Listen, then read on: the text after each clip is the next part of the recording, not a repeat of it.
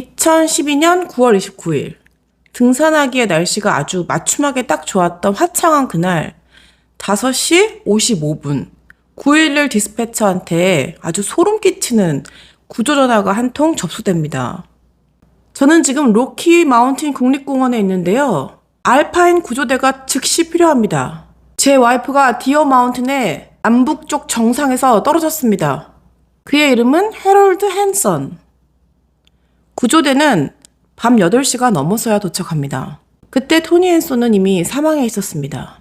사고가 난 곳은 로키 국립공원 중에서도 등산로를 완전 비켜난 험준한 바위가 많은 지형이었고 토니가 떨어진 높이는 140피트, 미터로 따지면 45미터, 아파트 거의 15층에 가까운 높이래요. 여기서 떨어졌으니 살리가 전무하죠. 5시 55분 911에 구조를 요청한 뒤에 남편이 한 일. 구조대가 올 때까지 문자를 98통 보냅니다. 지인들한테요.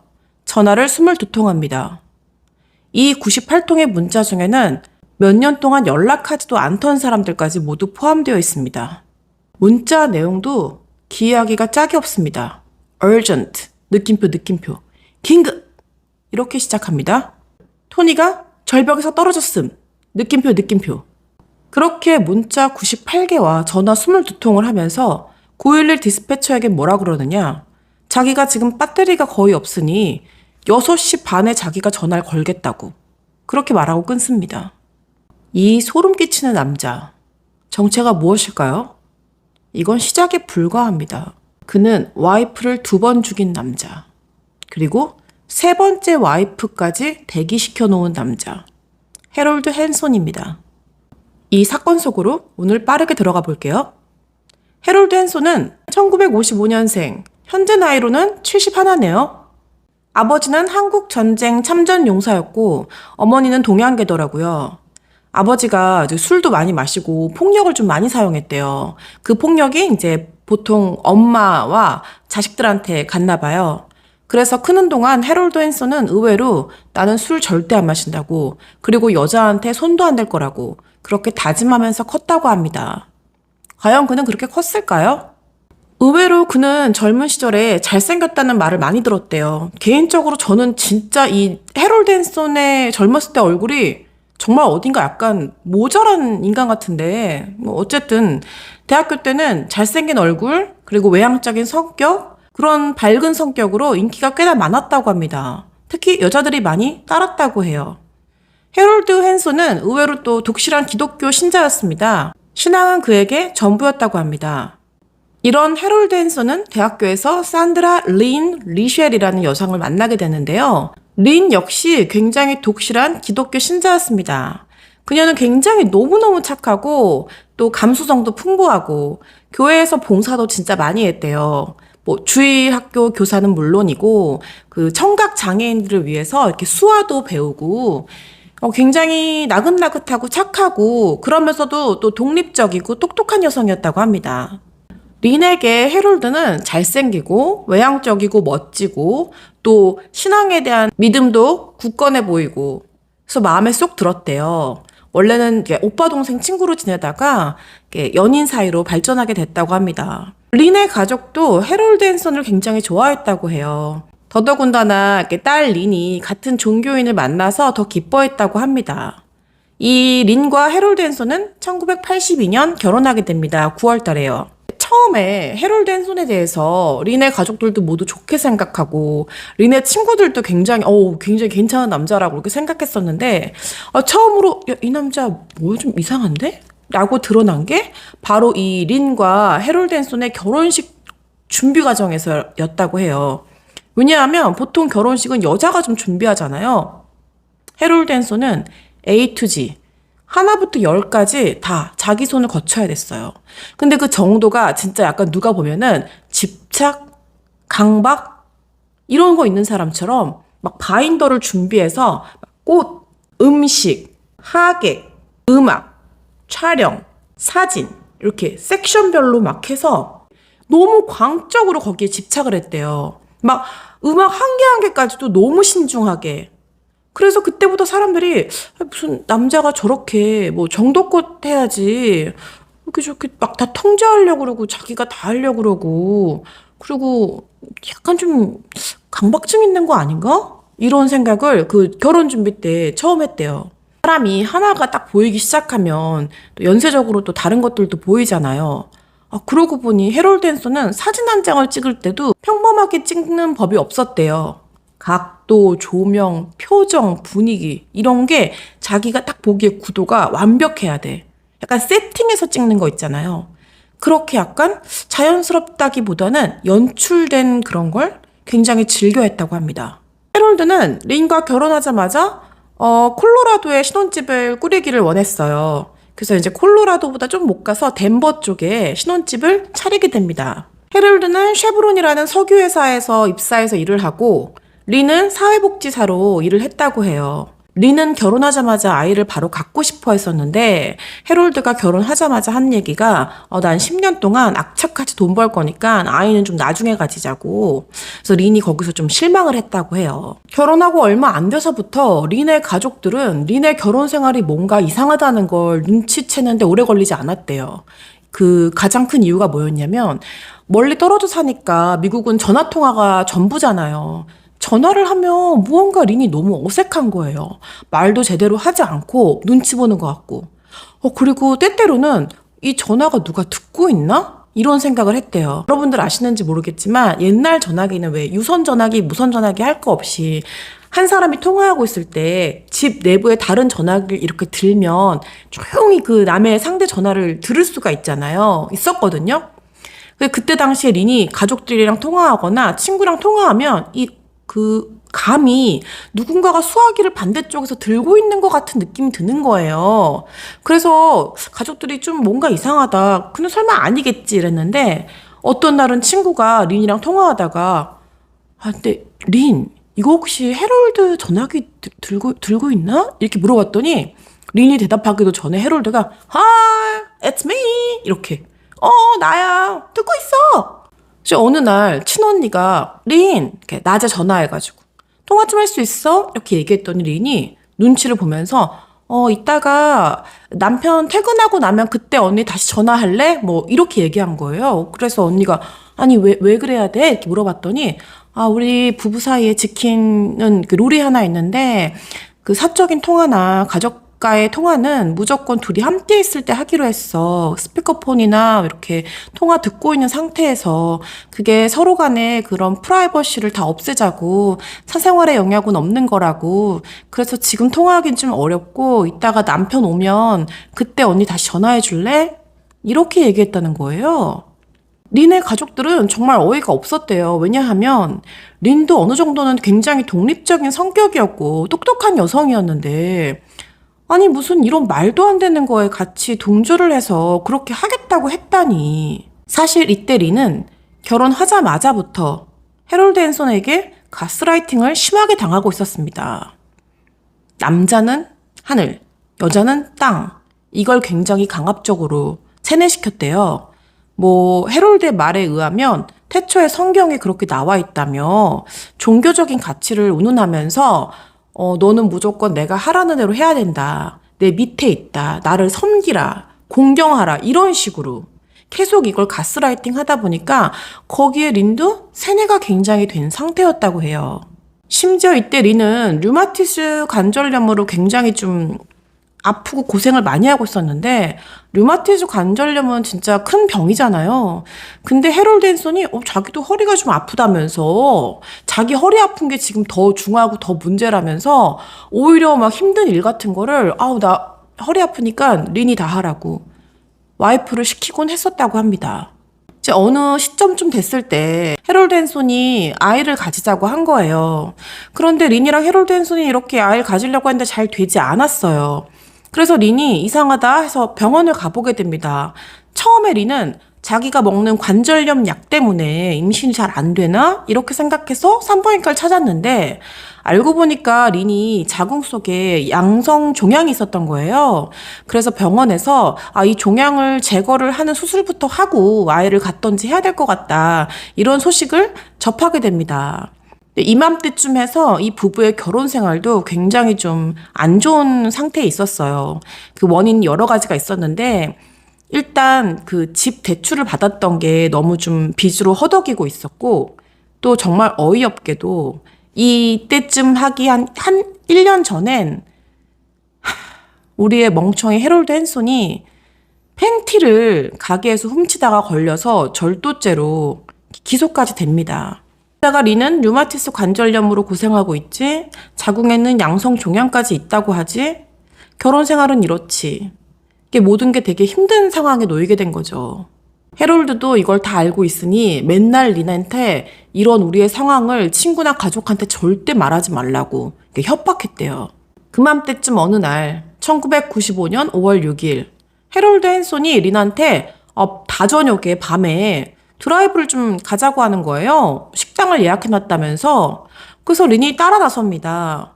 그래서 어둑어둑한 밤길을 따라서 이렇게 운전을 하다가 갑자기 해롤드 헨손이 타이어가 이렇게 펑크난 것도 아니고 그냥 좀 물렁물렁해진 것 같다고, 느낌에 바람이 좀 빠진 것 같다면서 이렇게 외딴 길에다가 차를 세워요.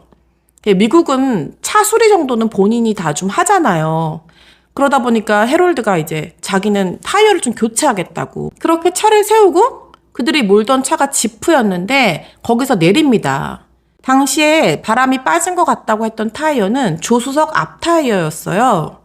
해롤드가 내려서 이렇게 트렁크에 스페어 타이어를 꺼내러 갔어요. 저도 뭐 차를 직접 수리한 적이 없어서 잘 모르지만 이 사건을 조사하면서 알게 된 건데, 이 스페어 타이어를 교체하는 과정이 차 앞부분에 잭이라는 거를 대가지고 이렇게 살짝 그 교체할 타이어 부분을 차 본체를 살짝 들어 올린대요. 그러니까 차가 살짝 들려 있을 때 뭐 잭으로 그걸 받쳐주고 휠 너트를 느슨하게 한 다음에 타이어를 교체하고 다시 그 너트를 조여주고 그 잭을 빼면 다시 차가 이렇게 딱 내려오는 그런 과정으로 타이어가 교체된다고 합니다. 이때 차 타이어를 교체하려고 트렁크를 열어보니까 그 차에 딱 맞는 차용 잭이 있어야 되는데 그 잭이 안 가진 상태고, 원래 그 트렁크에 굴러다니던 보트용 잭이 있었대요. 그래서 이제 해롤드가 그걸 꺼내가지고 차를 지지하겠다고 한 거예요.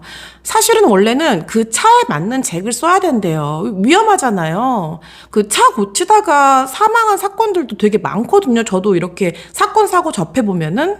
그런데 보트용 잭을 일단 해롤드 헨손이 꺼내옵니다. 그래서 그걸로 차를 이렇게 받쳐요, 앞부분을. 이렇게 해롤드가 맞지도 않는 잭을 공겨놓고 이렇게 낑낑대고 있을 때 9시 30분쯤 지나가던 차가 이런 해롤드의 모습을 발견하고 차를 세웁니다. 미국에서 흔한 일이에요. 미국은 땅덩이가 크다 보니까 차 사고가 이렇게 나거나 차가 퍼져 있으면 지나가다가도 이렇게 내려가지고 도와주고 이러니까. 그래서 어떤 지나가던 차주가 내려가지고 내가 좀 도와줄까요? 이렇게 물어봅니다. 이 목격자의 말에 따르면 그때 해롤드가 타이어를 갈고 있던 모습이 굉장히 이상한 방식으로 갈고 있는 거예요. 그래서 그 목격자가 보기에도 뭔가 이상해서 내려서 좀 봐야겠다 싶었대요. 그래서 뭐 좀 도와드릴까요? 이렇게 나이스하게 물어봤는데 해롤드가 너무 신경질적으로 꺼지라고, 필요 없다고, 가라고, 내가 알아서 한다고 이렇게 해서 내쫓았대요. 그래도 그 목격자가 정말 고맙게도 이렇게 차에서 내려가지고 그 근처로 이렇게 가봤대요. 차 근처로. 여기 슬쩍 봤는데 차 안에 웬 얼굴이 완전 창백하게 질린 여자가 앉아있더래요. 그래서 그게 좀 굉장히 이상하게 느껴져서 아니 뭐 좀 혼자 하실 수 있겠냐고 이랬는데 해롤드가 끝까지 굉장히 히스테리컬하게 가라고, 됐다고, 필요 없다고 이렇게 말하고 이 목격자를 내쫓듯이 해서 보냅니다. 자, 여기서부터 해롤드의 진술입니다. 해롤드가 리나한테 잠깐 내리라고 했대요. 그리고 그 타이어에서 뺀 너트를 잠깐 들고 그 타이어 그 앞바퀴 타이어 옆에 서 있으라고 했나 봐요. 자기는 교체한 타이어를 트렁크에 싣고 오겠다고. 그래가지고 자기는 그 헌 타이어를 들고 트렁크 쪽으로 가서 그 트렁크 안에 타이어가 무거우니까 이렇게 꽝 하고 던져서 넣었대요. 근데 그 순간 그 보트용 잭이 원래 차용이 아니니까 뭔가 이렇게 쿵 하고 빠지면서 차가 퉁 하고 떨어져 버린 거죠. 그런데 그 순간 린이 자기를 부르는 비명소리를 들었대요. 그래서 가보니까 린이 가슴을 땅으로 해서는 차 밑에 완전히 깔려있더라는 거예요. 그때가 밤 10시쯤이었거든요. 이게 해롤드의 증언입니다. 근데 여기에 목격자가 있어요. 밤 10시에 여기를 지나가던 한 가족이 있었어요. 근데 이렇게 지나가다 보니까 이게 무슨 광경이야. 사람이 차 밑에 깔려있고 어떤 남자가 우두커니 그냥 서 있는 거예요. 그래서 급하게 차를 세우고 도와주려고 내립니다. 그래서 가까이 가서 보니 아니 이 여자는 완전 차에 깔려서 마치 죽은 듯이 보였고 남편이란 작자는 서서 신고도 하지 않고 아내를 꺼낼 생각도 하지 않고 있더래요. 그러면서 이 가족에게 한다는 말이 내 타이어가 펑크가 나서 급하게 교체하고 있다가 이런 어처구니없는 사고가 발생했다. 이렇게 막 황급하게 변명을 하더래요. 굉장히 히스테리컬하게. 이 목격자 가족은 뭐 그런 거 저런 거 들을 틈도 일단 둘째치고 이 와이프를 구해야겠다는 생각이 들어서 차를 막 들어 올려가지고 어떻게 린을 꺼냈대요. 꺼내가지고 린을 바로 눕히고는 CPR을 막 시도하는데 갑자기 해럴드가 거기다 대고 상욕을 What the fuck are you doing? Get the fuck out of here! 막 이러면서 그 내 와이프한테 손 떼라고 막. 목격자들이 보니까 린의 얼굴은 이미 파랑색이었대요. 너무 추워 보여서 일단 보기에도 막 자기들의 옷까지 벗어가지고 덮어주고 그랬대요. 더 충격적인 건 이 모든 과정에서 해롤드는 아무것도 하지 않았대요. 손 놓고 있었대요. 심지어 구조대에 이 목격자 가족들이 신고를 했거든요.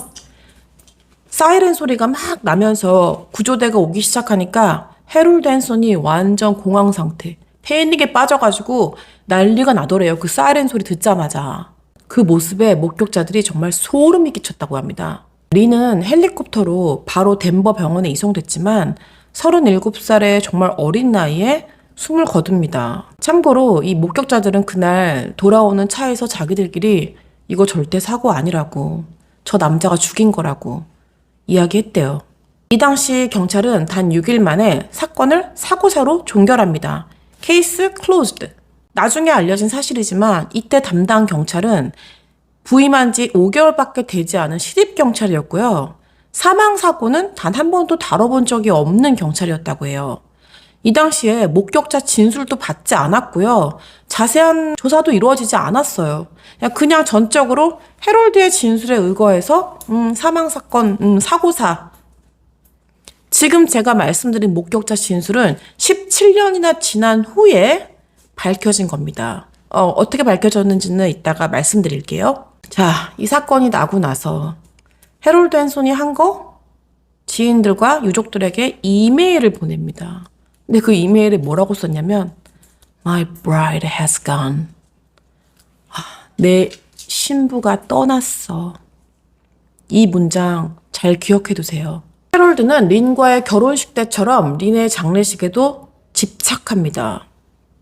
하나부터 10까지 아주 꼼꼼하게. 린의 가족들도 이 어이없고 황당한 사고가 뭔가 너무 이상했지만 아니 경찰이 사고사라고 조사 다 했다 우리가, 근데 정말 사고사가 맞다 이렇게 말하니까 어찌할 수가 없었대요. 이 유족들이 정말 두고두고 속상했던 게 유족들은 화장을 하고 싶지 않았대요. 그 고향으로 린의 시신을 좀 가져오고 싶었는데 해롤드 앤son이 죽어도 화장해야 된다고.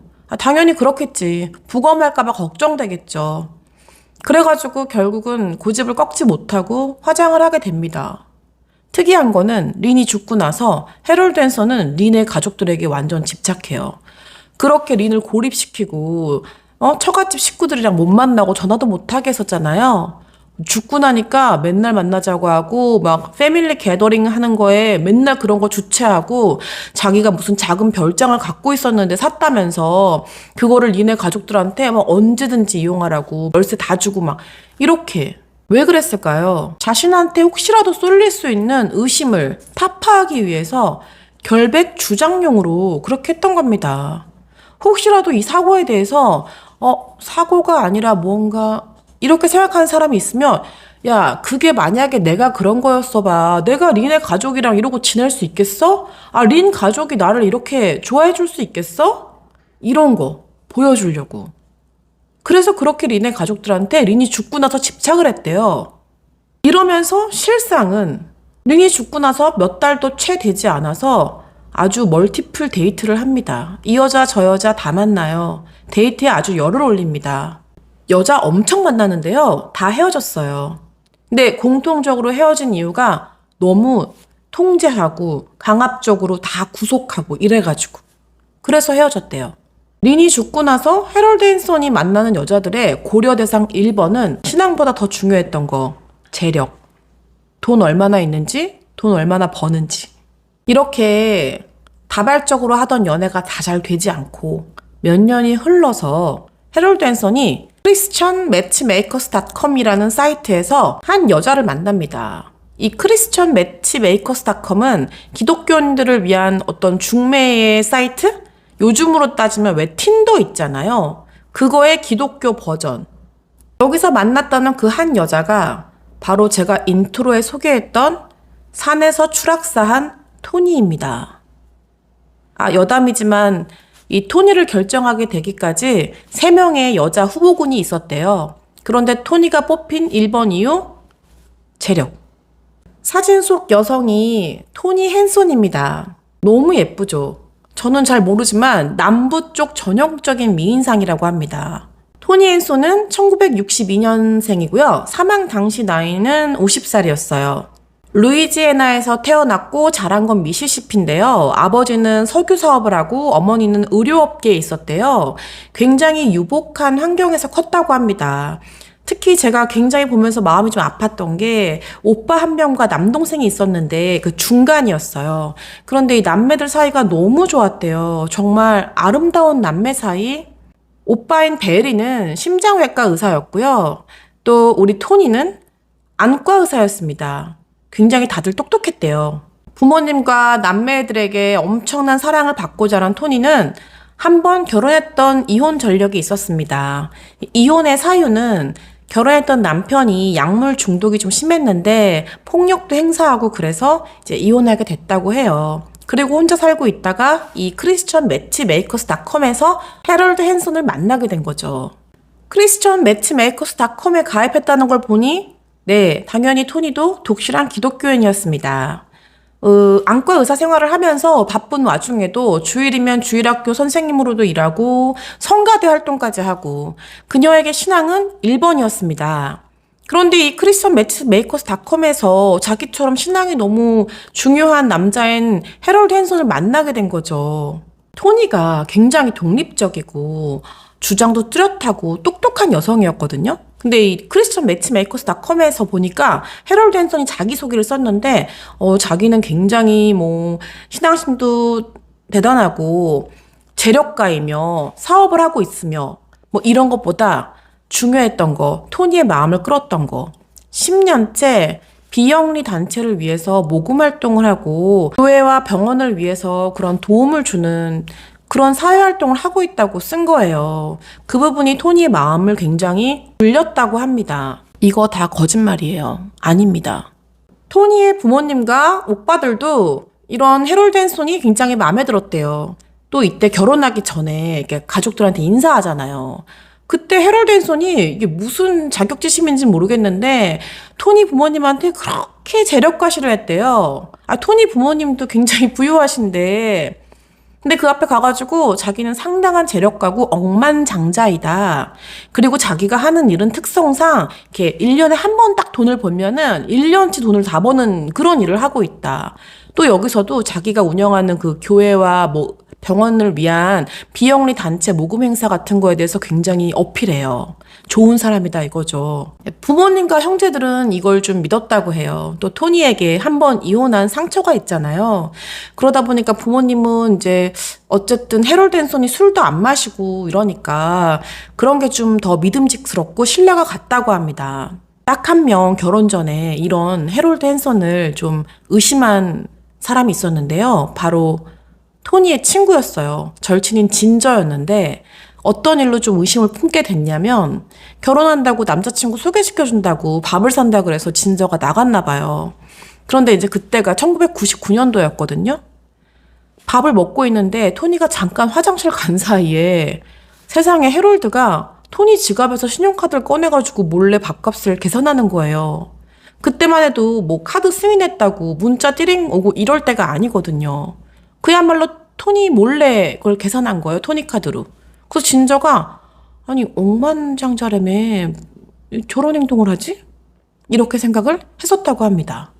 이들이 매치메이커스닷컴에서 만난 게 1999년인데 길게 연애하지 않고 그 이듬해인 2000년도 9월에 결혼하게 됩니다. 그 첫 번째 와이프 린과도 9월에 결혼했는데 하도 이 해롤드 앤손이 강박이 심한 사람이라 그런지 이 9월에 결혼하는 것도 계획적인 건가 하는 생각 들었어요. 토니와의 결혼식에서도 해롤드 앤손은 이 엄청난 강박을 드러냅니다. 첫 번째 린과의 결혼식과 똑같이 A to G 엄청나게 관리하면서 이 결혼식을 준비해요. 그런 과정에서 처음으로 토니의 오빠인 그 심장외과 의사 베리의 눈에 이런 해롤드 앤손이 짜증나게 느껴졌다고 합니다. 그러면서 이런 생각을 했대요. 아니, 내 동생도 굉장히 독립적이고 똑똑하고 똑부러지는 성격인데 이거 저런 남자랑 맞춰서 살 수 있을까? 이런 생각을 잠깐 했다가 내 동생인데 하고 동생을 믿기로 했대요. 워낙 똘똘하니까. 결혼식이 끝나고 피로연을 하는데 해롤드 앤손의 엄마가 술을 좀 많이 마셨대요. 그러더니 토니 엄마한테 와가지고 술 기운인지 뭔지 이상한 말을 하는 거예요. 저렇게 착한 해롤드 앤손 내 아들을 두고 첫 번째 부인이랑 무슨 사망 사건에 관련이 있다느니 말이 되는 소린지 이런 말을 한 거예요. 그때 토니의 엄마가 무슨 소리지? 싶었지만 워낙 해롤드 앤손의 엄마가 만취한 상태여서 술 기운에 말실수를 했나 보다 했대요. 사실 그때 당시에 결혼하기 전에 당연히 양가 부모님께서 이들이 첫 결혼이 아니다 보니까 처음 결혼에 헤어짐의 사유를 물었을 거 아니에요. 그때 해롤드 앤손이 대답했던 건 교통사고. 토니 엄마는 교통사고라고 들었던 것 같은데 무슨 말이지? 잠깐 생각했지만 그냥 그렇게 지나가게 됐다고 합니다. 토니 오빠 베리의 동생에 대한 어떤 강한 믿음에도 불구하고 토니 역시 해롤드 앤손과 결혼하자마자 가스라이팅의 피해자가 됩니다. 이 토니가 그 당시에 약간 본인의 시그니처처럼 레드립을 바르고 이렇게 정장을 딱 입고 병원에 출근했었대요, 늘. 그런데 해롤드 앤손이 결혼 전에는 안 그러다가 결혼 딱 하자마자 그 빨간 립스틱 2번 다시 바르지 말라고, 정장 입지 말라고, 후줄근하게 그냥 작업복 같이 입고 다니라고. 결혼 전에는 신앙심이 그렇게 중요하다더니 주일학교 못 나가게 합니다. 성가대 못하게 해요. 미시시피에서 엄청 떨어진 콜로라도로 이사시킵니다. 또다시 고립시키는 거죠. 린 때처럼. 그리고 첫 번째 린 때와 똑같이 또 친정과 절연시킵니다. 전화 못하게 하고요. 연락 못하게 하고 못 만나게 해요. 만나는 거라곤 1년에 정말 큰 명절 땡스기빙 같은 데 있잖아요. 그럴 때 본인도 꼭 함께 있을 때만 부모님 만나게 그렇게 합니다. 집에 CCTV도 엄청 많이 달아놨어요. 완전 토니를 통제, 자기 손아귀에 넣으려고. 콜로라도로 이사 와가지고 토니는 그 콜로라도 내에 안과에 취직을 해요. 그래서 거기 수술 의사로 있는데 해롤드는 거기에서도 억만장자 행세를 합니다. 그리고 자기가 이제 억만장자니까 자기가 이 경제권을 모두 쥐고 돈을 관리하겠다고 하면서 토니 월급도 다 본인이 관리하고 본인이 버는 거는 토니에게 말하지 않아요. 그러니까 토니는 모르는 거죠. 이맘때쯤 토니의 병원 직원들이 이 토니의 남편인 해롤드 앤손을 진짜 싫어했는데 그 이유가 뭐냐면 예고도 없이 무슨 자기 병원이고 자기가 일하는 일터처럼 불쑥불쑥 병원에 나타나는 거예요. 그러면서 이런 거 저런 거 다 지시하고 그런 게 너무 싫었대요. 이상하고 기괴했대요. 그리고 토니도 이게 일이 끝나고 나면 집에 가야 하잖아요. 근데 퇴근을 하지 않고 맨날 이렇게 컴퓨터로 뭘 해서 병원 직원들이 이렇게 가서 보면은 그 교회 사이트에 들어가가지고 무료 봉사 같은 거 이렇게 외부로 할 수 있는 걸 하고 있더래요. 나중에 왜 집에 가서 안 하시고 여기서 하나 싶었는데 나중에 알고 보니까 해롤드 앤손이 집에 와이파이 다 끄고요. 무선 인터넷 안 되게 아무것도 못하게 그렇게 해놓은 거예요. 그래가지고 토니가 그 인터넷 쓸 일이 있으면 그 회사에서 병원에서 쓰고 갔다고 합니다. 그러니까 이런 것도 다 토니를 통제하려고 인터넷 못하게 한 거죠. 슬슬 이맘때쯤부터 땡스기빙 같은 때 온 가족이 만나고 연말에는 이렇게 만날 일이 있으면 토니 표정이 확 이상해진 걸 토니의 친정 가족들이 모두 눈치채게 됩니다. 웃음기를 다 잃었고요. 밝고 활발하던 모습은 다 사라진 지 오래예요. 그리고 눈동자가 너무 공허하고 진짜 멍하니 이렇게 이런 표정으로 앉아있는 거죠. 그리고 늘 무기력해 보이고 해롤드 헨손에게 끌려다니는 모습, 말 한마디도 되게 자유롭게 하지 못하고, 그러니까 토니가 무슨 말 하려고 그러면 해롤드가 탁 통제하는 그런 느낌을 토니의 가족들이 모두 받게 되었다고 합니다. 이때부터 토니의 휴대폰 전화를 착신 전환을 해롤드 헨손한테 해놔요. 해롤드가. 그러니까 토니한테 부모님이 전화하면 띠링 울리다가 해롤드한테 넘어가요. 하고 싶은 말씀 나한테 하라고 전해주겠다고.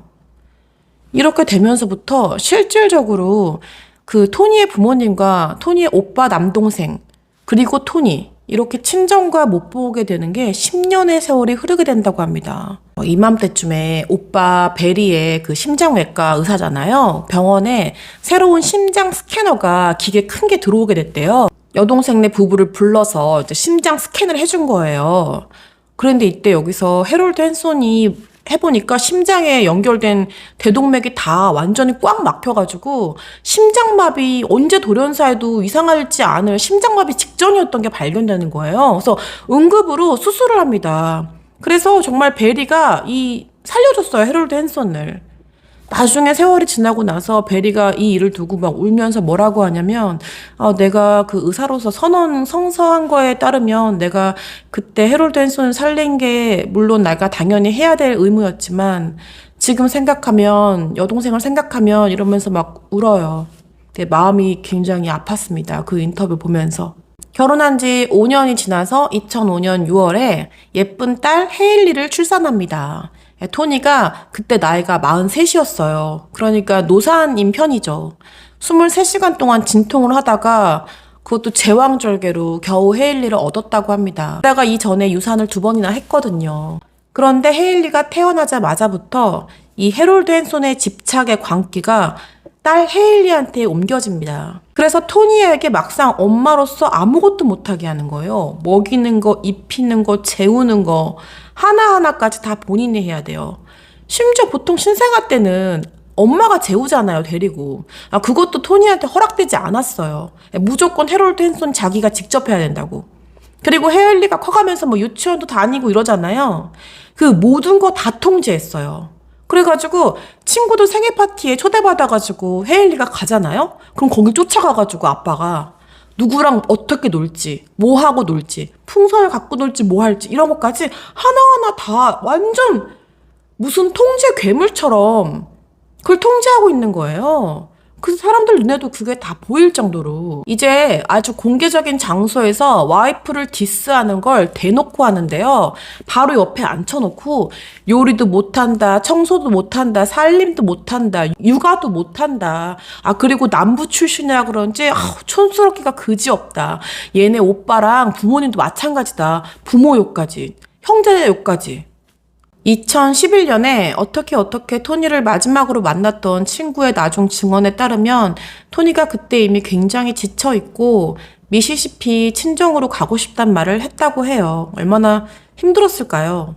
헤일리도 태어나고 결혼 생활도 10년이 넘어가면서 부모님들도 자기 딸이 어떤 삶을 살고 있는지 대충 눈치를 채게 되죠. 연락도 안 되고 만날 수도 없고 전화통화도 안 되니까. 그래서 불쌍한 마음에 그래도 친정집이 좀 재력이 있으니까 아버지가 돈을 좀 몰래 보내주고 싶어 했어요. 그래서 딸 토니에게 수표를 이렇게 몰래 보냅니다. 물론 이거는 해롤드 헨손이 다 가로챕니다. 싹 다 가로채요. 그거를 아버지가 알게 되고 나서 토니에게 너 계좌 따로 만들라고, 너 혼자 쓰는 계좌 만들라고, 그러면서 이제 계좌만 만들 게 아니라 너 핸드폰도 다시 개통하라고. 왜냐면 착신 전환이 되어 있잖아요, 해롤드한테로. 그러니까 네 명의로 핸드폰 하나 개통하라고 한 거예요.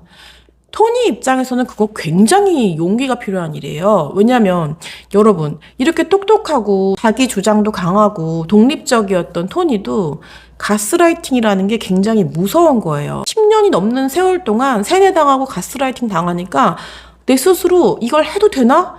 하면 큰일 나는 거 아닌가? 막 두려움과 공포가 엄청 커진단 말이에요. 그런데 이제 아버지가 막 이렇게 얘기하니까 결혼 생활 처음으로 용기를 낸 거예요. 그래서 통장을 개설합니다. 휴대폰도 하나 개통해요. 이거를 해롤드 헨손이 다 알게 됩니다. 어느 순간. 어떻게 알게 됐냐면 대놓고 물어봐요. 야, 니네 아빠가 보내주던 그 수표 왜 갑자기 안 들어와? 이렇게 되면서. 그러면서 눈치를 챈 거죠. 이거 얘가 가만 보니까 따로 받나 보네? 이렇게. 해롤드 헨손은 사실 20년째 무직이었습니다. 수입이 0이었어요. 하는 일 전혀 없었고요. 무슨 비영리 단체 사회 기부? 다 거짓말이었어요. 아무것도 하는 일 없었어요. 토니가 안과에서 벌어오는 돈으로 살고 있었어요. 토니 아버지가 보내주는 수표로 살고 있었고요. 또 다른 돈이 있었습니다. 그거는 잠시 후에 말씀드릴게요. 이렇게 토니가 혼자 통장도 새로 개설한 것 같고 장인어른한테 오던 돈도 갑자기 사라지고 무언가 처갓집에서 나를 좀 못 믿는 것 같고 이런 걸 한꺼번에 막 느껴서 불안할 때쯤 2011년 어느 날 해롤드 헨손이 딸 헤일리, 토니 이렇게 세 식구 여행을 가자고 해요. 뭐 오두막 같은 데로. 그래서 주말 껴가지고 여행을 갑니다. 그랜드 레이크 내에 있는 외딴 오두막이었는데 얼마나 어두운지 몰라요. 그런 데는 진짜 조명 같은 게 잘 없잖아요. 왜 불 딱 끄고 나면 하늘에 별이 막 쏟아질 정도로 칠흑 같은 깜깜한 곳이란 말이에요. 그런데 거기 가가지고 세 식구가 여행을 딱 시작했는데 첫날 밤에 갑자기 밤 늦게 거의 12시 가까운 시간에 해롤드 헨손이 토니한테 나오라는 거예요. 자고 있었는데. 그래서 왜 그러냐 그랬더니 아니 여기 그 데크라고 왜 오두막 밖에 발코니처럼 이렇게 있는 공간 있잖아요. 살짝. 거기에 조명등이 나갔다면서 고쳐야 될 것 같다고 자기가 지금 고치려 한다는 거예요. 그래서 토니는 대체로 해롤드 헨손 말에 거절한 적이 없었기 때문에 자다 말고 그 밤중에 나갔대요. 그랬더니 해롤드 헨손이 저기 멀리서 그러니까 어두우니까 잘 안 보이는 거야, 토니도. 이게 목소리로 거기 그 전등 좀 고쳐보라고 이렇게 위를 좀 보라고 그래가지고 토니가 그걸 가르려고 이렇게 보려고 위를 들다가 땅에 뭐가 반짝거리는 게 있어서 그걸 주스려고 몸을 숙였대요. 근데 숙이는 순간 갑자기 통나무 이만한 게 누가 던져가지고 이제 맞은 거죠. 이게 그냥 맞은 게 아니고요. 911이 와가지고 실려가는데 병원에 척추뼈랑 목뼈가 부러집니다. 천만다행히 목숨을 부재한 거래요. 근데 그때 당시에 이 사건이 경찰로 넘어가지 않았어요. 왜냐하면 토니가 이거에 대해서 약간 기억이 잘 안 나는 것처럼 그냥 어디 넘어졌다 부딪혔다 이런 식으로 하고 그냥 넘어간 거예요. 몇 달 후에 우연히 엄마랑 통화를 하게 되는데 토니가 이 사고 얘기를 하는데 나 그 사고 때문에 이제 척추랑 목뼈 다쳐가지고 굉장히 오랫동안 치료받고 수술도 하고 막 그랬다 이런 얘기를 하니까 친정엄마가 너무 놀래가지고 아니 그게 언제 있었던 일인데 몇 달이나 지난 일인데 왜 이제 와서 나한테 얘기하냐 이렇게 얘기하니까 오히려 토니가 당황하면서 아니 엄마 알고 있지 않았냐고 해롤드가 그러는데 해롤드가 제일 먼저 부모님한테 연락해서 다 알렸다고 했다 이렇게 된 거예요. 그래가지고 토니 엄마가 아니라고 우리 그런 연락 못 받았다고 전혀 모르고 있었다고 가뜩이나 너랑 연락도 안 돼서 너 어떻게 사는지도 모르는데 아니 그렇게 큰일이 있었는데 내가 이걸 다 지나고 알게 되다니 이렇게 얘기하니까 토니가 사실은 이러면서 이 사건을 얘기한 거예요. 어떻게 일어난 건지. 아니 이게 해롤드가 전등 좀 갈라 그래서 나갔는데 하면서 얘기를 했어요. 엄마가 딱 듣자마자 첫마디. 토니야 그거 사고 아닌 것 같은데? 그랬는데 그때 토니 반응이 이렇게 자조적으로 웃었대요. 굉장히 씁쓸하게. 그러니까 토니도 아는 거죠. 그래서 그때 토니 엄마가 이렇게 얘기했대요. 나 너무 불안하니까 해롤드 헨손이랑 외딴 곳에 단둘이 있지 말라고. 그건 굉장히 안 좋을 것 같다고. 이렇게 조언해 줬다고 합니다.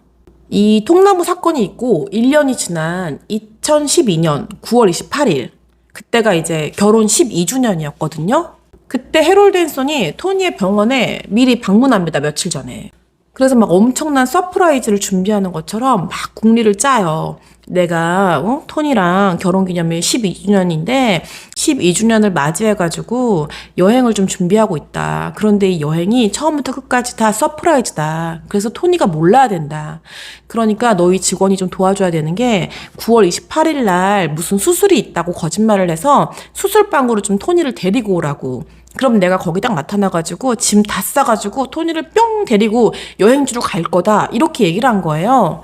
직원들이 듣기에는 뭐 얼마나 스윗한 그런 계획이에요. 그래서 알겠다고 이렇게 해서 토니한테 실제로 9월 28일 오후에 몇 번 수술방에서 수술이 있다고 가짜 스케줄을 알려줘요.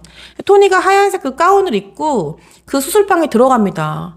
여기 들어가니까 서프라이즈 이러면서 해롤드 헨손이 있는 거예요. 그러면서 막 미리 직원한테 자기 휴대폰 줘가지고 막 찍으라 그래요. 그걸 또 영상으로. 근데 이 영상이 화질이 굉장히 별로인데 남아있거든요. 그 영상 속에서 보면은 본 사람 열이면 열 다 알아요. 토니가 얼마나 이거를 싫어하는지. 마지못해 표정이 이래요. 그냥 이렇게 웃고 있어. 해롤드 혼자 좋아가지고 막 신이 났어요. 해롤드는 그 여기지에다가 토니의 옷이며 뭐며 자기가 다 쌌어요. 그래서 정말 그 병원에서 나오는 토니를 집에 데리고 가지도 않고 바로 여행길로 오릅니다. 그 여행지가 바로 로키 국립공원. 도착한 토요일 하루를 거기서 자고요. 다음날 일어나서 아침을 먹고 그 로키 국립공원 하이킹을 떠납니다. 그 순간부터 통제의 시작이에요. 왜냐하면 그 해롤드 헨손이 토니의 옷도 모두 다 자기가 알아서 쌌거든요. 그래서 무슨 핑크색 티셔츠랑 바지랑 입혔어요, 토니를. 그리고 하이킹 길에 들어섰는데 사람이 너무 많고 붐비다면서 올라가가지고 얼마 안 돼가지고 그 정해져 있는 트레킹 등산로를 이탈합니다. 참고로 이때 토니 나이가 50살이거든요.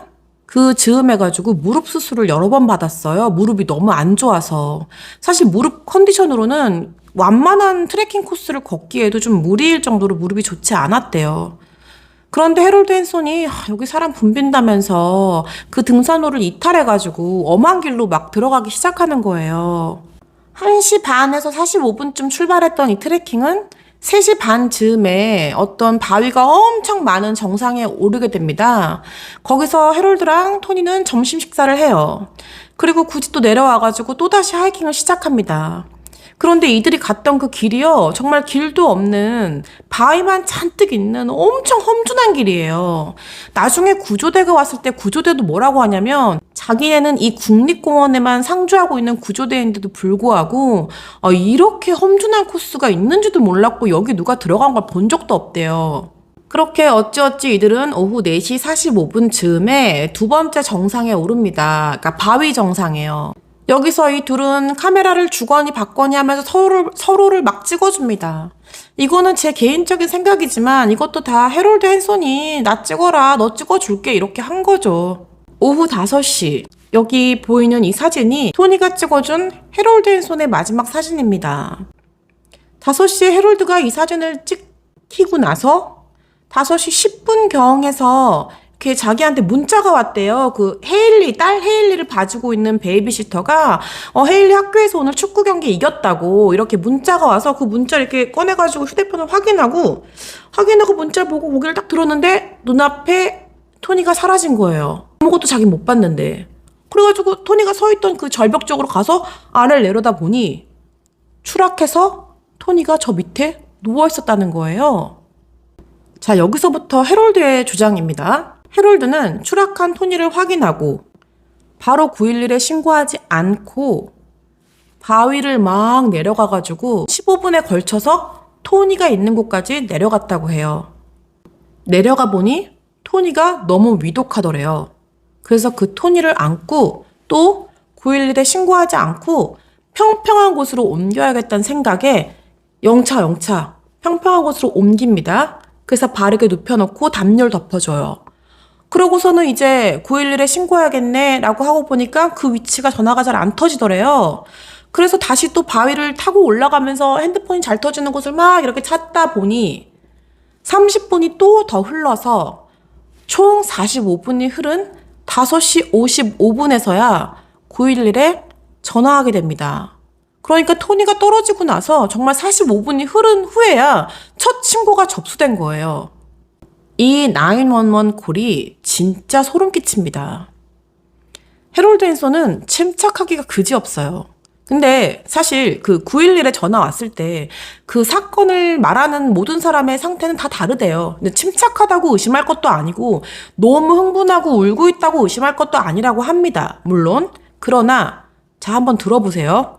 제가 이 부분은 정확하게 전달하는 게 중요할 것 같아서 정말 그 통화 내용 그대로를 그대로 해석해 볼게요. 제 이름은 해롤드 헨손입니다.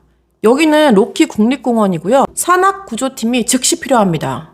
정확한 위치는 디어 마운틴 바이저 센터 쪽에서 남북쪽으로 1마일 떨어진 곳입니다. 제 아내가 디어 마운틴 북쪽 정상 등산로에서 바위에서 떨어져 심하게 추락했습니다. 높이는 3에서 40피트 정도고요. 와이프는 백인 여성 50세이고 평소 건강 상태는 매우 좋습니다.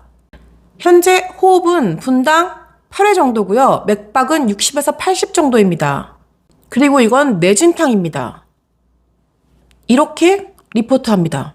굉장히 침착하고요. 진짜 굉장히 구체적이에요. 디스패처가 묻습니다. 다른 부상은 없나요? 의식은 있나요? 아니요. 의식은 없습니다. 호흡은 있습니다. 헬기를 당장 보내주세요.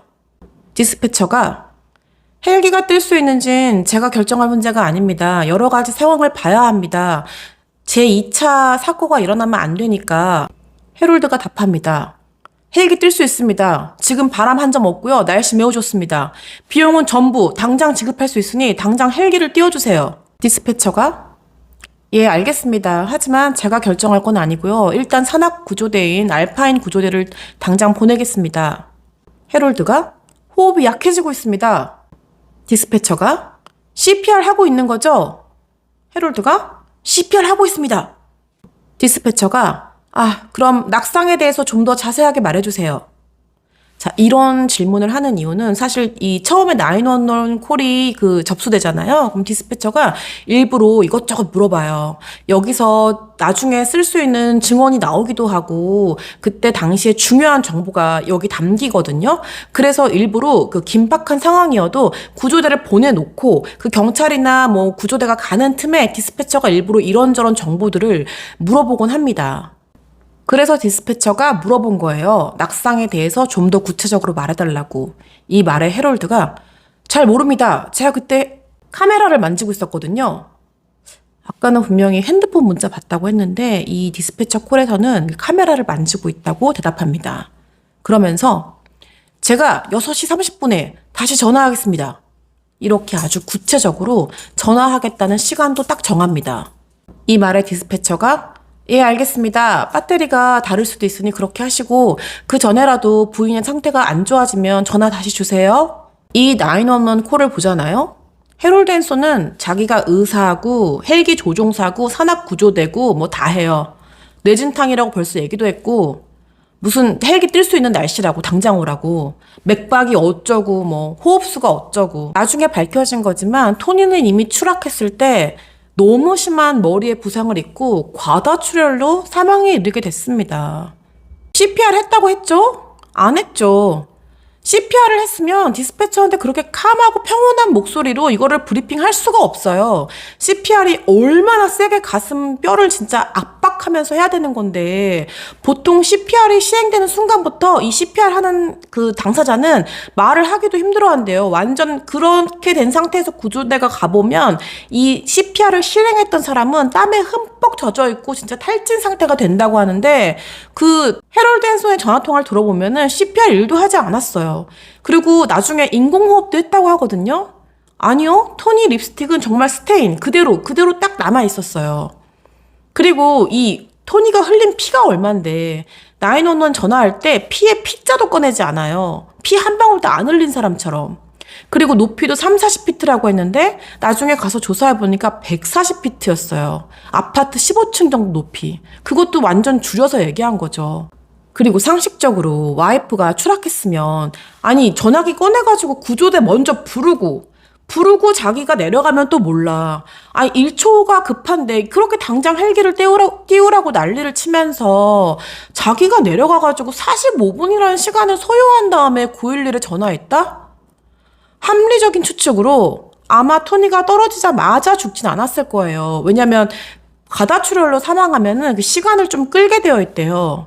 그러니까 이 해롤드 헨슨이 생각하기에 숨통이 끊기지 않았잖아, 와이프가. 그러면은 구조대가 왔을 때 이 와이프가 목격자이자 증인이 되는 거죠.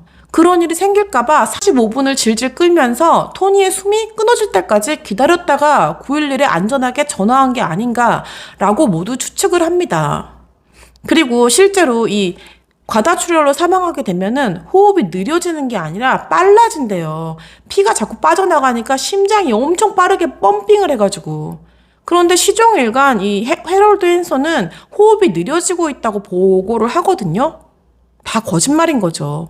그렇게 911에다가 자기 배터리 없다고 6시 반에 딱 전화하겠다고 이렇게 끊어놓고는 그때부터 해롤드 헨슨이 보낸 문자가 98개, 전화가 22통. 이때 토니의 오빠인 심장외과 의사 베리에게 문자를 하는데요. 이 문자 내용이 정말 어처구니가 없어요. urgent, 느낌표. 그러니까 긴급 이렇게 한 다음에 토니가 추락했음 뭐 이렇게 보내요. 그래서 뭐 호흡이 느려지고 있음 막 이렇게. 자기 배터리 없으니까 전화 못 한다고 문자로만 커뮤니케이트 하자고 이렇게 얘기를 하거든요. 그래가지고 오빠 너무 얼마나 놀래요. 그래가지고 뭐 어떠냐 지금 상태 어떠냐 물어보면은 그거에 문자로 계속 답을 해요. 그리고 이때 보냈던 98통의 문자 중에는 진짜 아까 인트로에도 말씀드렸다시피 몇 년 동안 연락 한 번 안 했던 사람한테까지 무슨 뉴스 전하듯이 토니가 추락했다고 막 방방 문자를 남기는 거예요. 알파인 구조대는 6시 15분에 바로 출동했지만 이미 그때는 해가 어둑어둑 질 때였고 또 이들이 평범한 원래 나와 있는 등산로로 가지 않았잖아요. 그래서 이 위치를 찾는데 2시간이란 시간이 소요됐대요. 그러니까 진짜 길도 아닌 데로 너무 가다 보니까. 그래서 막상 토니한테 도착했을 때는 8시 5분, 10분 정도였는데 그때 이미 토니는 사망해 있었고 담요 같은 거가 덮여져 있었다고 해요. 그리고 놀랐던 거는 분명히 디스패처한테 듣기엔 피가 났다, 출혈이 있다 이런 말 못 들었는데 그러니까 과다출혈, 너무 심한 출혈이 있었던 거죠.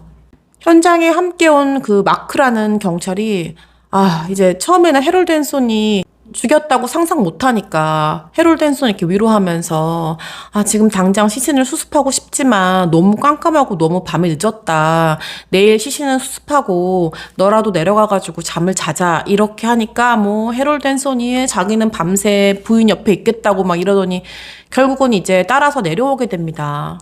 그러고는 오후 10시에 산에서 다 내려와서는 토니의 오빠 베리에게 문자를 보내는데 그녀가 떠났어. 이렇게 문자를 보냅니다. 오빠 베리는 정말 찢어지는 가슴으로 또 이거를 부모님한테 전해야 되잖아요. 그래서 정말 너무 힘겹게 부모님한테 가서 토니의 사망 소식을 알립니다. 그때 토니의 아버지가 꺼냈던 첫 마디는 걔가 민 거야. 이거였대요. 다음날 공원 관리인과 경찰이 해롤드 헨슨의 차량을 수색하거든요. 거기에 지금 위에 보이는 이 지도가 발견됩니다. 이 지도에는 그 해롤드 헨슨이 토니와 갔던 그 말도 안 되는 그 경로가 이렇게 형광펜으로 다 미리 쳐져 있었고요. 가장 결정적인 거, 토니가 시신으로 발견된 바로 그 지점에 이렇게 X표로 형광펜으로 마킹이 되어 있었어요. 마치 이 모든 건 미리 사전에 계획한 것처럼. 해롤드의 문자 보내는 행동은 정말 계속됐는데요. 정말 말도 안 되는 모든 사람들에게 내용 무슨 뉴스 타이틀처럼 urgent, 토니가 에스토크 피크에서 추락해서 사망함, 느낌표 이렇게 돌립니다, 문자를. 그리고 마지막인 이 멘트, My bride has gone. 린 죽었을 때 썼던 표현이죠. 내 신부가 떠났어. 진짜 소름 끼치지 않나요? 다음날 토니 가족들한테 이제서야 배터리가 되는 건지 뭔지 그제서야 직접 전화해서 해롤드 헨슨이 설명한 건 이렇습니다. 토니가 자기랑 그 등산로를 가고 있었는데 야생 칠면조를 발견했대요. 그래서 걔네들을 쫓아가겠다고 토니가 자기랑 그쪽으로 같이 가는데 문자가 와가지고 베이비시터한테 그걸 확인하는 사이에 토니가 떨어졌다는 거예요. 으악! 외마디 비명 한마디 없이. 그냥 자기가 핸드폰 보다가 고개를 드니까 토니가 사라졌더라. 그래서 이렇게 가서 보니까 절벽 아래에 있더라. 이렇게 설명합니다. 가족들은 비행기를 타고 바로 콜로라도로 왔고요. 10월 1일 날 바로 부검이 실시됩니다. 토니는 두개골이 거의 열려 있었고요. 사망 원인은 과다출혈. 혈액의 3분의 1 이상이 다 나와 있었고요. 갈비뼈 12개, 척추뼈 2개가 다 부러져 있었고, 폐와 간에는 거의 열리다시피 구멍이 나 있었대요. 사망 원인은 다행히 사고사가 아니라 미상으로 적히게 됩니다. 아, 천만 다행이에요. 토니가 죽고 3일도 안 돼서 이 마크 경찰이 해롤드 핸손을 인터뷰하러 해롤드 핸손 집으로 가거든요. 근데 그때 방문했을 때 해롤드가 컴퓨터를 하고 있었대요. 그래서 경찰은 왜 모든 거 하나 허투루 안 보잖아요. 뭐 하나 이렇게 컴퓨터 모니터를 살짝 봤는데 뭐 하고 있었는 줄 알아요? 토니가 죽고 이틀밖에 안 됐는데 토니 장례식 그 DVD 영상 준비, 토니 사진이랑 딸 헤일리 자기 사진이랑 그 음악 고르고 있었대요. 이 사진에는 이 음악 이런 거를 이렇게 매치하고 있더라는 거예요. 마크가 거기서 뭐지 이 남자? 이렇게 1차로 생각을 합니다. 그리고 이제 인터뷰를 시작해요. 사실 이때 마크는 그 해롤드 핸손의 휴대폰 그 이동 기록을 봐서 해롤드 핸손이 토니를 데리고 이 국립공원에 가기 전에 이미 8번이나 미리 혼자 이 국립공원에 방문했던 사실을 알게 됩니다. 그러니까 토니랑 갔을 때는 9번째였던 거예요. 이 사실을 마크가 해롤드 핸손한테 물어봅니다. 너 왜 여기에 8번이나 왔다 갔냐고. 그랬더니 해롤드 핸손이 대답하길 완벽한 애니버서리를 위해서 미리 좀 사전 답사를 했다. 이렇게 대답해요. 뭐 울지도 않고요. 뭐 슬픔을 보이지도 않아요. 굉장히 덤덤하게 그렇게 대답을 합니다. 그리고 또 마크가 너 그 토니가 무슨 칠면조를 보고 쫓아갔다고 했는데 내가 그 공원 관리국에 물어보니까 거기 칠면조가 서식하질 않는데 이렇게 물어보니까 또 그 대답에는 사슴이었나? 그러더니 그것도 아닌 것 같은지 뭐 사실은 경치 보러 간 것 같다고 토니가. 또 마크가 너 뭐 5시 15분에 베이비시터한테 문자 와서 그거 이렇게 확인하는 사이에 토니가 떨어졌다고 하는데 그 수사상 그 문자 좀 볼 수 있을까? 그랬는데 해롤드 핸손이 아무 생각 없이 그 문자를 띡 보여줘요. 근데 경찰이 본 거는 그 수신 시간이었거든요. 세상에 수신 시간이 5시 54분인 거예요. 여러분 기억하세요? 해롤드 핸손이 911에 처음 전화한 게 5시 55분이에요. 그러니까 그 베이비시터의 문자는 자기가 911 전화하기 1분 전에 온 거예요. 문자 볼 때 토니가 떨어진 게 아니에요. 다른 문자 기록도 좀 보게 핸드폰을 제출하라고 했더니 거절합니다. 결정적인 거. 마크 형사가 그 지도에 X표 된 거를 딱 보여줘요. 이 X표 왜 한 거야? 여기 토니가 추락한 곳이잖아. 너 이거 어떻게 된 거야? 갑자기 이때부터 해롤드가 무너집니다. 막 횡설수설하고요. 얼버무리고 막 넘어가요. 그때부터 수사에 협조하지 않아요. 그렇게 토니가 죽고 단 이틀 후 해롤드 핸손이 사진작가한테 USB 하나를 넘깁니다. 장례식에 쓸 영상을 만들어 달라고. 사진작가는 와이프가 죽고 이틀밖에 안 됐으니 내가 대충 사진 고르고 음악이랑 다 해야겠다 생각하고 USB를 딱 꽂았는데 완전히 음악이 다 넘버링까지 돼 있고 이 사진엔 이 음악이 들어가야 되는 이유까지 거기다가 다 타이핑을 해놨대요. 그러니까 그냥 진짜 슬라이드만 만들어주는 거지 얼거나이즈는 다 해롤드 핸손이 이미 다 한 거예요. 이틀 만에. 그리고 이거는 토니의 장례식인데 모든 사진이 딸 헤일리랑 자기 해롤드 핸손 사진이 거의 대부분인 거예요. 그리고 린 때도 그랬듯이 죽어도 화장은 안 시키고 싶은 친정 식구들의 그 간곡한 부탁에도 끝까지 화장을 고집합니다. 10월 4일 토니가 사망하고 단 6일 만에 장례식과 추모식이 열립니다. 해롤드 핸손은 이 장례식 내내 한 번도 울지 않았는데요. 딱 한 번 길길이 날뛰면서 오열한 게 있었어요. 그게 뭐냐면 추모식이 딱 끝나자마자 그 연락이 온 거예요. 수사 그 시신 부검한 검시관이 그 사인에 대해서 사고사라고 적지 않고 미확인이라고 적었다고. 이거에 분노가 폭발해가지고 광광 울었대요.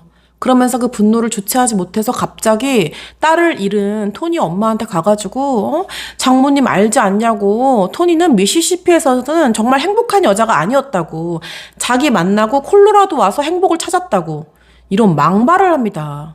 가족들은 정말 화가 나서 10월 19일 미시시피로 돌아와서 거기서 다시 딸을 위한 추모식을 엽니다. 또 여기에 진짜 원치 않는 손님 해롤드 헨손이 와요. 와서 뭐라는 줄 아세요? 자기 그 추모식 영상 만든 거 여기서도 틀으라고. 유족들이 안 튼다고, 거기서는 안 틀었다고 합니다. 이 친정 식구들이 연 추모식에 온 해롤드 헨손은 슬픔은 전혀 보이지 않고요, 눈물 한 방울 흘리지 않고요, 다리를 달달 떨면서 불안 초조해합니다. 그리고 거기 와가지고 이 사건을 수사하고 있는 수사대들을 막 욕을 해요. 쓸데없는 걸로 자기 의심한다고.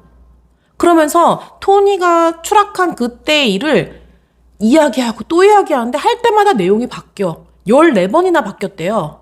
베이비시터 문자라고 했다가, 직원 문자라고 했다가, 뭐 그것도 아니라고 뭐 카메라 보다가 떨어졌다고 했다가. 이 토니의 가족들 입장에서는 해롤드 헨손 꼴도 보기 싫을 거 아니에요. 그런데 왜 미시시피 추모식에 오는 것도 막지 않고 대화도 나누고 했을까요? 사실 해롤드 헨손 본인만 몰랐을 뿐이지 이 사건은 FBI가 개입되어 있었습니다. 전 사실 이 사건이 너무 중대해서 FBI가 나온 줄 알았는데 그게 아니고, FBI가 연방법이잖아요.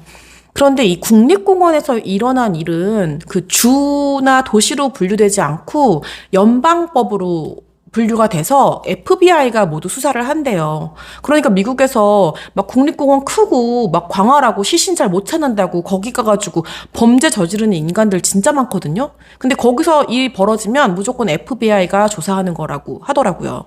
그래서 이 FBI가 뭐라고 토니 가족들한테 얘기를 하냐면, 여기서 어설프게 해롤드 헨슨한테 우리가 개입했다는 걸 알리면 될 일도 안 된다. 그러니까 비밀리에 어차피 뭐 당장 막 이걸 수사를 종결할 수 없고 시간이 걸린다. 그러니까 최대한 좋은 관계를 유지하면서 해롤드 헨손한테 잘해주라고.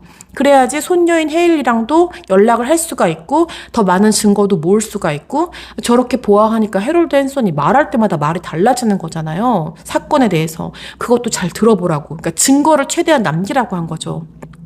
그래서 가족들이 진짜 울음을 삼키면서 해롤드 헨손한테 잘해줍니다. 린 가족들처럼요. 그리고 이 해롤드 헨손이 데리고 있던 그 손녀 헤일리, 이 헤일리의 양육권을 이 살인범한테 줄 수 없잖아요.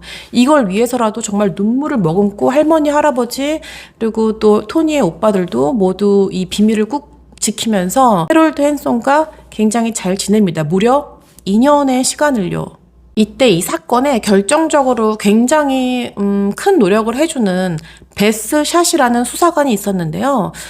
FBI 소속은 아니고 국립공원관리청의 ISB, 강력수사관이라고 해요. 이 여자 베스샷의 활약이 정말 컸다고 합니다. 베스샷은 이 알파인 구조 산악대와 함께 토니와 해롤드 헨손이 갔던 그 길을 모두 가보거든요. 가보고 알았대요. 아, 이건 말도 안 되는구나. 여기를 굳이 왔다고? 그리고 그 토니가 떨어졌을 때 토니가 3만 불짜리 다이아 반지, 결혼 반지를 끼고 있었거든요. 근데 이게 반지는 그대로였고 알맹이만 쏙 분실된 채로 시신이 발견됐어요. 그래서 이거를 너무 이상하잖아요. 뭐 다이아 발물림이 그렇게 뭐 가짜처럼 이렇게 되어 있는 것도 아니고, 다이아만 딱 없어졌으니까 이거를 해롤드 헨손한테 약간 좀 추궁을 했대요. 어떻게 된 건지 아느냐, 뭐 이런 식으로, 뭐 이거 좀 이상하다, 뭐 이런 식으로. 그랬더니 며칠 후에 세상에 그 토니가 떨어졌던 그 근처 까만 진흙 위에 그 다이아가 진짜 누가 고이 모셔놓은 것처럼 이렇게 딱 올려져가지고 발견됐대요.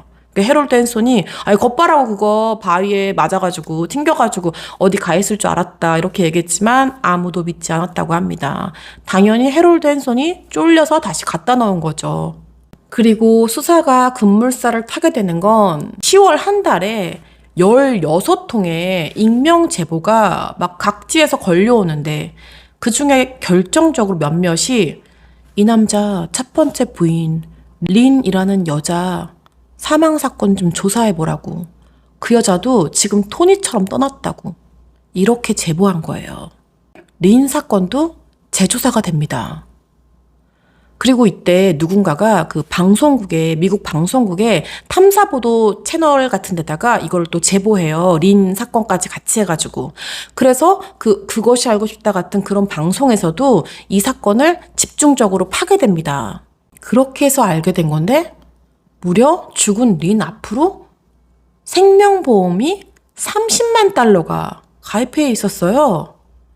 심지어 린이 죽기 직전에 해럴드 앤손이 그 보험사를 찾아가서 이게 사고사일 경우 2배의 보험금을 받는 특약을 신청했대요. 그래서 60만 불을 수령해 갔대요. 이 사실은 린의 유족들 아무도 몰랐다고 합니다. 그러니까 20년 동안 일하지 않고 살 수 있었던 이유가 이 보험금으로 먹고 살았던 거예요. 린 사건을 재수사합니다. 그냥 간단하게 하지 않았어요. 지프차 사고 자체를 재현합니다. 그 당시 똑같은 차량을 가지고 와서요. 마네킹을 갖다 놓고 이 사건을 그대로 재현하는데요. 똑같은 잭을 대놓고 똑같이 해봤는데 뭐 가른 타이어를 아무리 트렁크에 그 해럴드 앤손이 얘기했던 것처럼 내동댕이 치고 던지고 더 세게 하고 더 세게 해도 그 잭이 딱 빠져가지고 차가 쿵 내려가는 일이 생기지 않는 거예요. 그런데 이 수사관들이 다시 사건을 보면서 그 당시에 남겼던 사건 현장 사진들을 이렇게 보다 보니까 제가 조수석 앞 타이어를 갈다가 그렇게 됐다 했잖아요. 그 조수석 앞 타이어 위에 타이어 위에 이렇게 동그란 사진에 보이시는 이 부분? 여기에 발자국이 선명하게 남아있는 사진을 발견해요. 그 당시에는 하나도 증거로 활용되지 않았었거든요. 근데 이 발자국이 뭐지? 그러니까 이 발자국이 해럴드 발자국이라는 증거도 그 당시에 남겨져 있지 않아요. 족적 검사도 안 했어요. 그렇지만 이 재현하는 과정에서 아무리 타이어를 던져도 이게 차가 내려앉지 않았잖아요. 이번엔 그 발자국 모양 그대로 그 바퀴 바로 윗부분을 발로 꽝 차봤어요. 그랬더니 너무 쉽게 이 잭이 탁 빠지면서 차가 쿵 내려앉는 거예요. 그래서 수사관의 짐작은 이랬습니다. 해럴드 앤손이 나오라고 한 거죠, 린한테. 그래가지고 이렇게 여기 뭐 떨어졌으니까 들어가서 좀 보라고 이렇게 한 다음에 린이 이렇게 숙였을 때 엎드려서 거기 봤을 때 이렇게 발로 빵 차가지고 일부러 린을 죽였다. 이렇게 잠정적으로 결론을 내립니다. 2013년에서야 그 린의 사건의 사망 증명서에 린의 사인이 그 사고사에서 불명으로 바뀌게 됩니다. 네, 그나마 참 다행이죠. FBI가 수사를 해보니 그 해럴드 앤손이 토니 앞으로는 100만 달러의 보험에 가입했고요. 이거는 원 오브 댐이에요. 4개의 보험에 가입했는데 이걸 다 합하니까 450만 달러. 이것 때문에 죽였나 봐요. 그런데 여기서 더 소름 끼치는 건 뭔지 아세요? 세 번째 희생양을 이미 구해놨어요. 누구냐? 그레이스. 이 여자는 누구냐면요. 그 첫 번째 사망한 부인 린의 올케였어요. 그러니까 린이랑 해럴드 앤손이 살았을 때는 가족으로서 만나던 사이였어요, 이 그레이스가. 그런데 해럴드 앤손이 어느 순간 이 그레이스의 부부를 이혼시킵니다.